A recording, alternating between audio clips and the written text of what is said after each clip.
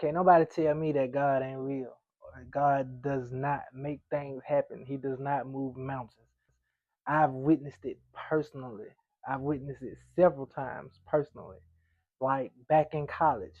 Back when I was in college, bro, I got caught with 3 ounces of weed. 3 ounces of weed. I'm talking about the most exotic, loudest. Long story short, I used to always trap on campus. That was my way of making a living on campus. I let it get a little bit out of hand at one point. I forgot to take my stash out of the car. Me and a couple of homies had just got out of class and we went to my car to sit in my car and smoke. One blunt, let the time go by, smoked another one, and then another one of the homies get in. So it's 4 of us in the car now, smoking again. I try to crank my car up. It cranks, but it gives it a like a stutter. And my homie was like, bro, the only thing you gotta do is go to Walmart and get this and get that and put it in the car and it should fix it. You won't have to worry about that no more. I'm like, all right, bet. You know what? Since you in the car with me now, then let's just go and get it now. Bet. Pull off. We leave the campus. We get past the security guard gate. Smooth. Everything's cool. I let the windows down once I got off of the campus, and that's where I fucked up at. I let the windows down, not paying attention to it was an undercover police car that was over on the right side. So as I leave the campus, go through one stop sign, get to the other stop sign, I didn't stop all the way, which I didn't. I didn't even argue with him when he pulled me over. I know I didn't stop all the way. I look up and I just see the blue lights. It was a blue Impala with the blue lights.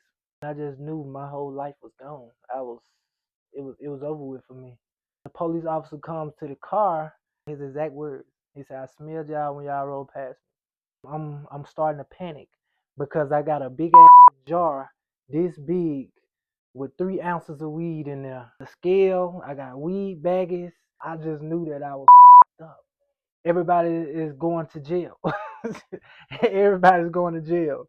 I got on the inside. All of my partners were going down the misdemeanor side, and they turned me to the left, and I go down the felony side. And now it really didn't sunk in. Like, dang, I've ruined my life. I get back to the back by myself and sit back there for a couple of hours. Somehow, I mysteriously went from the felony side of the board to the misdemeanor side. I couldn't do nothing but thank God. I couldn't do nothing but thank God. It wasn't nothing else, no other strings that could be pulled. I didn't know nobody. I'm not from this city. Nobody knows me like that. I'm here to go to college, and that's it. And I done screwed up. Only person that I could call on was God. And guess what? He came through for me.